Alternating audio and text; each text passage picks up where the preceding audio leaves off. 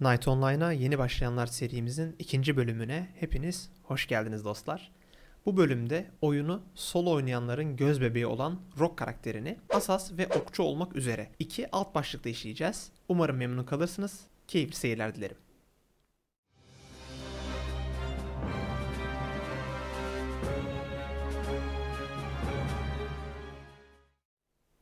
Aslında daha önce Rock karakterinin neden solo oyuncuların en çok tercih ettiği karakter olduğunu söylemiştim. Flashback.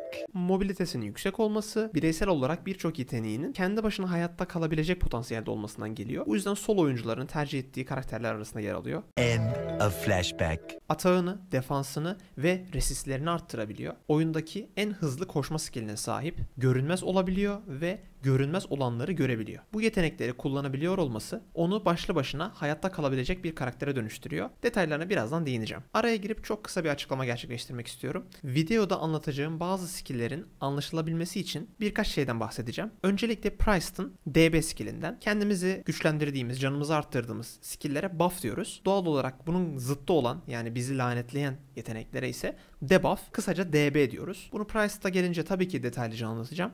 Ancak şu anda videonun anlaşılabilmesi için bu bilgi önemli. İkinci bilgi ise mage ve kuryanlara özel zehir skill'leri. Zehir skill'i yediğimiz zaman canımız sarı renge döner ve saniye başına belli bir zehir hasarı alırız. Bu mage ve kuryan karakterlerine özel bir durum.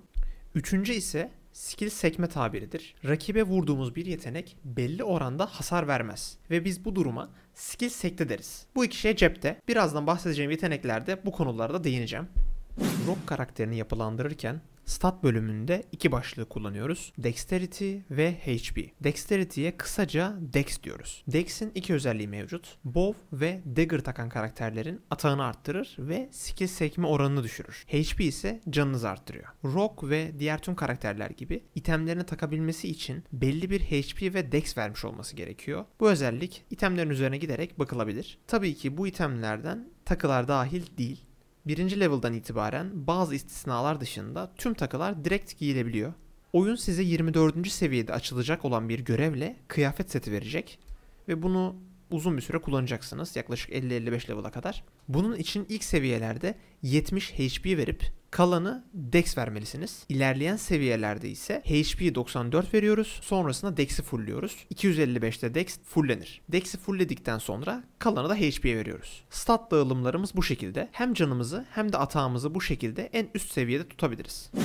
Şimdi hem Asas hem de Okçu'nun ortak kullandığı Search ve Master skill'lerinden kısaca bahsedelim. Hide yeteneği de görünmezlik, ancak hareket edildiğinde görünmezlik bozulmaktadır. Minör 100 mana harcayarak 60 HP dolduruyor. Bekleme süresi yok denecek kadar az olduğu için hızlı basarak canımızı doldurabiliyoruz. Evade, Safety ve Scaled Skin. Bu yetenekler defansımızı arttırmaktadır. Evade 200, Safety 400, Scaled Skin 800 defansımızı arttırır. Bunları aslında bu isimlerle hitap etmiyoruz. Biz bu yeteneklere kısaca tekli, ikili ve üçlü def diyoruz. Bunun sebebi basıldığında etrafında bir halka çıkartıyor. Tekli de tek, ikili de iki, üçlü de 3 tane halka çıkartıyor. O yüzden ismi bu şekilde anılıyor, bilginiz olsun. Loop ve Cat Eyes görünmezleri görme yeteneği veriyor. Arasındaki fark, Cat Eyes sadece bireysel, yani kendimize, Loop ise tüm takıma bu özelliği veriyor. O yüzden biz genel olarak Loop yeteneğini kullanıyoruz. Sizlerin de onu kullanmanızı tavsiye ederim. Light Feet oyundaki en hızlı koşma yeteneği. Bunun bir benzeri daha yok oyunda. Buradakiler normal CC ve zehir CC'si. Aslında bu Cure Curse diye okunuyor ya da bu Cure Disease diye okunuyor.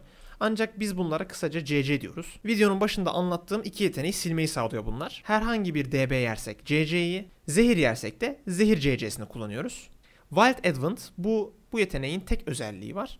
Rakibin yanına ışınlanıyor. Uzun bir menzili var. Kaçan bir rakibi çok rahatlıkla kovalayabiliyorsunuz. Concentration ve Smoke Screen yetenekleri neredeyse hiç kullanılmaz. Çünkü çok puan istiyorlar. Yani birisi 75, diğeri 80 puan istiyor. Özellikleri 75 skill'inin 15 saniye boyunca hiçbir skill sekmiyor. Smoke Screen ise belli bir alana sis bulutu atıyor ve oradaki kendisi ve takımı dahil herkesi kör ediyor. Gelelim Master bölümüne. Master 60. seviyeden sonra bir görev yaparak açılıyor. Burada 3 pasif, 4 tane de aktif yetenek mevcut. Pasif skill'lerden başlamak istiyorum. Valor pasifi canımız %30'un altına düştüğünde resistlerimizi 50 arttırıyor. Absoluteness %10, Matchless ise %15 alınan hasarı düşürüyor. Aktif skill'lerin ilki Magic Shield. Basıldığında tüm resistler 120 artıyor. Source Marking var. Bunu kullandığınız zaman rakip bir süreliğine görünmez olamıyor. Weapon Cancellation var. Bunun ismi genel olarak M20 olarak anılır. Master 20 skill olduğu için. Attığımız rakibin silahını belli bir ihtimal dahilinde geçici olarak kullanılmaz hale getiriyor. Price mesela diyelim ki defans bir karakter, kalkanı düşüyor. Bu ve Eskrime yeteneği genelde asaslar kullanır. Eskrime atıldığı rakibin %10 dagger ve bow antisini düşürüyor. Master yetenekleri bu kadar.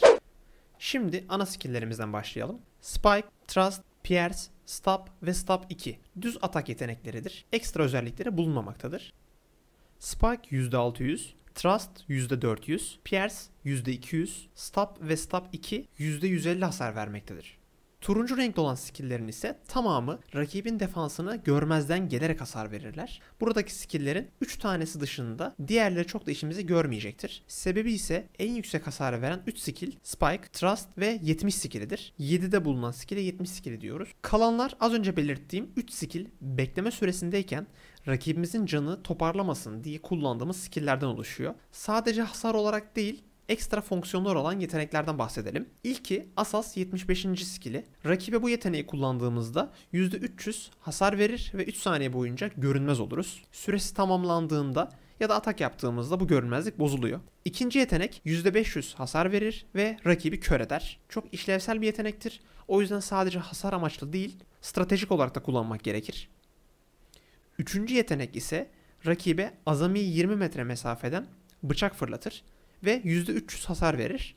Ama bir detay var. Bu skill düz bir hatta ilerlediği için rakip sağa sola dönerek bu yetenekten sıyrılabiliyor. Dördüncü ve beşinci skill'ler bizim yüzde skill'lerimiz. Dördüncü yetenek %10, beşinci yetenek ise %5 mevcut canı oranında hasar verir. Mevcut canı önemli bir detay.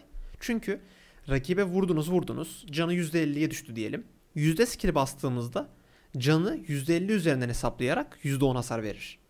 Yani bu yeteneğin püf noktası canı en yüksek seviyedeyken vurmaktır. 8. skill rakibe vurulduğunda skill sektirme oranını arttırmaktadır. Bahsettiğimiz skill sektirme tam olarak bu. 9. skill görünmezlik yeteneğidir. Kullanıldığında 80 saniye boyunca görünmez oluruz. Bir rakip bize ya da biz bir rakibe vurduğumuzda süresi bittiğinde ve mana potu basıldığında görünmezlik iptal oluyor. Bilginiz olsun. Hani bir anda çıplak kalabilirsiniz. O yüzden pozisyonunuzu doğru kollayın.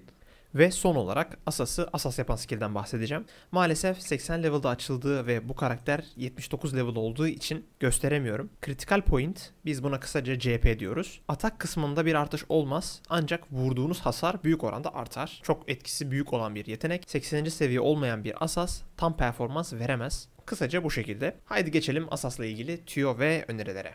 Öncelikle dostlar, oyuna yeni başlayan birisi için asas en son oynanması gereken karakter tipi. Hem çok karışık hem zor. Bu yüzden oyuna daha basit karakterlerle başlayıp oyunun mantığını kavradıktan sonra farklı karakterleri deneyebilirsiniz. Yani bu da bir öneri sonuçta. Yine de vay efendim ben asas oynayacağım. Ben ne biçim delikanlıyım. Ellerimi kullanmam biliyor musun Erto? Ne oldu? Biliyorsun sen. Diyen varsa buyurun ufak birkaç combo gösterelim. Şimdi asas oynarken işinize yarayacak 3 tane bilgi vereceğim. İlki animasyon iptali. Bir yeteneğin diyelim ki 6. yeteneğimiz olan kat yeteneğimizin animasyonu şu şekilde ilerliyor. Eğer bu skill'e basıp animasyon iptalinin bitmesini bekledikten sonra ikinci bir yeteneği vurursak bayağı bir vakit kaybederiz. Ancak bu yeteneği kullandıktan sonra anında bozduğumuzda bu yeteneğin animasyonu tamamlanana kadar araya bir veya iki tane daha yetenek veya düz vuruş sıkıştırabiliriz. İkinci bilgi R. R bizim oto atağımız yani düz vuruş yeteneğimiz. Bunun önemi her skill'in arasına bir tane R koyuyoruz. Atağımız 1300. Rakibin defansı da hesaplanarak ortalama biz rakibe 300 hasar veriyoruz. Spike vurduğumuz zaman 1700 hasar çıkartıyoruz. Bu da her yeteneğin arasına bir R sıkıştırıldığında 5. ya da 6. yeteneği kullandıktan sonra bir Spike kadar ekstra hasar vermiş oluruz. O yüzden R kullanımı çok önemli. Üçüncü bilgi ise rakibin içinden geçmek.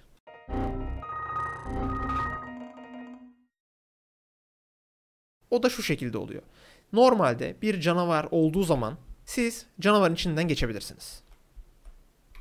Ancak rakip sizin gibi bir oyuncu olduğu zaman içinden geçemiyorsunuz. Bu da bizim kombomuzu W ile yapacağımız anlamına geliyor.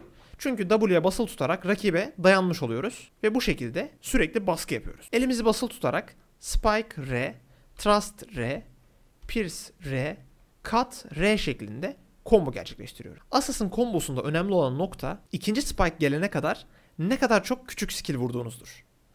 Bunun sebebi zaten biz Spike ve Thrust'la toplam 600 ve 400 olmak üzere %1000 hasar veriyoruz. Anlık olarak en çok hasar verdiğimiz an Spike ve Thrust'ı kullandığımız an oluyor. O yüzden ondan sonraki yetenekler bu kadar hasar vermediği için sadece rakip canını daha fazla toparlamasın diye kullandığımız yetenekler. Ve biz ikinci Spike gelene kadar, ana hasar yeteneğimizin bekleme süresi dolana kadar ne kadar fazla küçük skill vurursak rakibin canını toparlamasına o kadar engel olmuş oluruz. O yüzden burada önemli olan hızlı şekilde combo gerçekleştirmektir. Yapılabilecek en hızlı kombolardan birisi şu şekilde.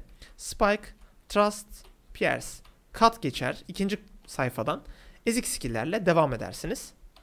Burada önemli bir nokta. İlk sayfaya geri dönüp ikinci sayfadan 2 skill döndükten sonra Spike'ınız dolmuş oluyor. Yani burada önemli olan nokta bir tane skill vurup da Spike'a dönebilirsiniz. 2 tane skill vurarak da. Bu 3 bilgiyle birlikte bu tarz bir combo gerçekleştirebiliyoruz. Ancak bu bir kukla ve size saldırmıyor.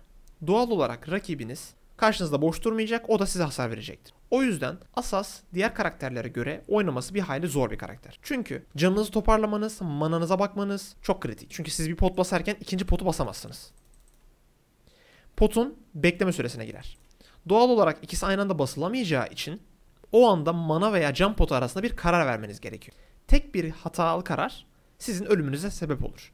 Çünkü can potu bastığınızda eğer mananız bitmişse rakibe yetenek atamazsınız ve rakip size bedava hasar verir. O yüzden mana ve can potu dengesini sağlayabilmek, o anda rakibe hasar vermek, rakibin canını ve kendi canını kontrol edebilmek, skill'lerin bekleme süresi, defans skill'lerinizin kullanımı ve benzeri gibi birçok durum Asas'ı kullanım bakımından zor bir karakter yapıyor. Oyuna yeni başlamış bir oyuncu olarak oynamanız gereken en son karakterlerden birisi Asas. Ancak tabii ki kimse anasının karnından Asas'ta profesyonel olarak doğmuyor. Sizler de rahatlıkla belli bir zaman harcayarak, antrenman yaparak, oyunu aktif olarak oynayarak bu karakterde ustalaşabilirsiniz. Eğer Asas karakteri beğenilirse ve talep gelirse daha net anlatan, püf noktalarını paylaştığımız bir video daha yapabiliriz. Bu tüm karakterler için tabii ki geçerli. Asas'ın komboları, skill'leri kabaca bu şekildeydi. Şimdi okçuya geçelim.